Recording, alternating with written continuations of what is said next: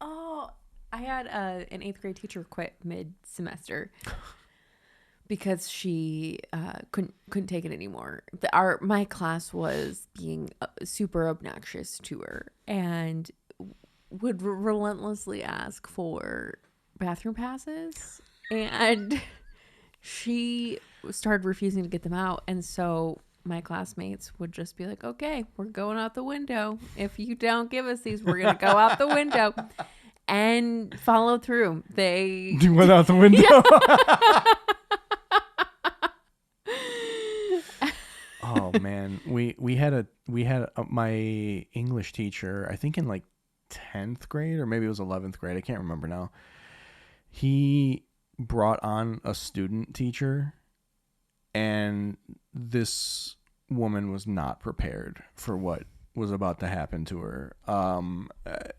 She was very much so she would be like a character on Friends. And they sent her to this like inner city school to teach English. And we could not have cared less about anything that she had to say. And we did not pay attention to anything that she said. And she finally had a breakdown on her last day with us, because she tried to get us to watch the movie of what's the book, Fahrenheit 451. 451, yeah. She tried to get us to watch the movie, and we just talked through the whole thing. And she kept trying to get us to stop, and we just would not listen to her. And she finally just sat down at her desk, and she was just crying.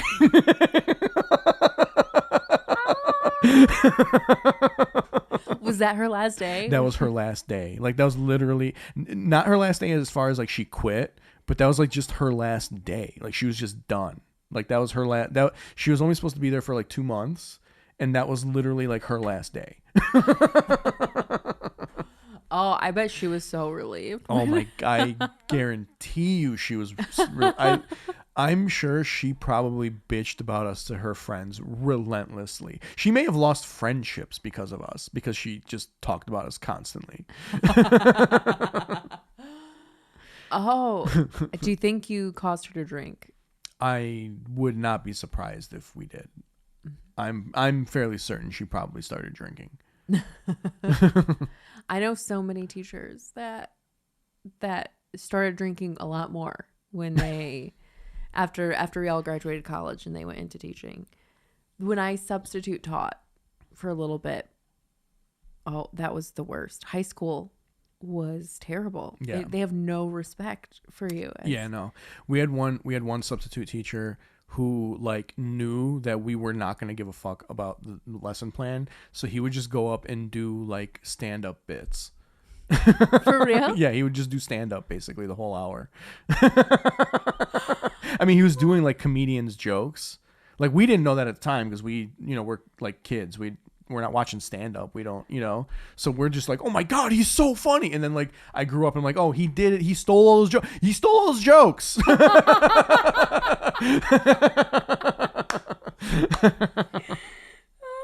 But like, yeah, I mean, he literally just did stand-up bits for like the whole hour. Like, we didn't learn anything when he substitute taught.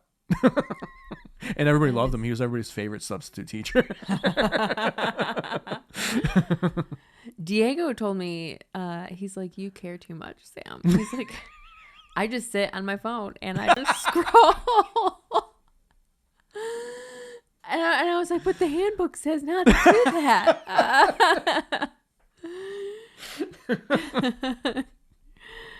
I can just... Diego's the worst person to be a substitute teacher. Because like those kids would be like, hey, Mr. Atanasio, can we make fireballs and throw them across the room? You're like, I don't care.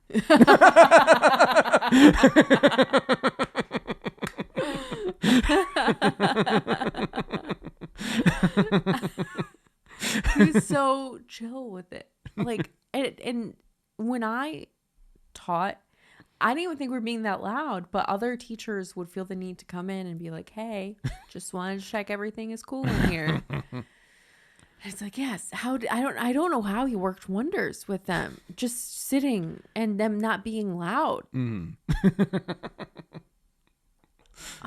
I think it's just that kids can sense like fear. and he probably, I know for sure he was not afraid because Diego doesn't have a soul, so that means he's never afraid.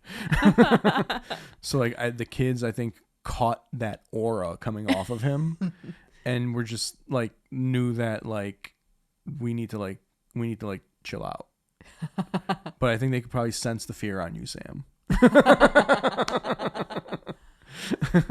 Probably the high school. Oh, I didn't realize that there's all these like new technologies. Mm. Do you remember how we had what's the projector screen that they would write on? Yeah, that you would write on. Yeah.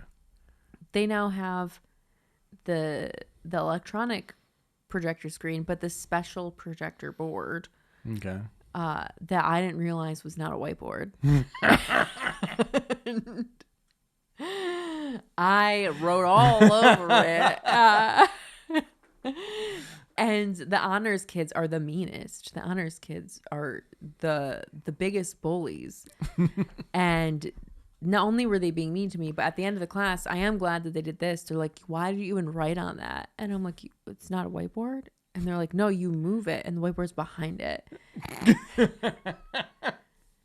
It slides over, which I had not been in high school in 15 years. Yeah.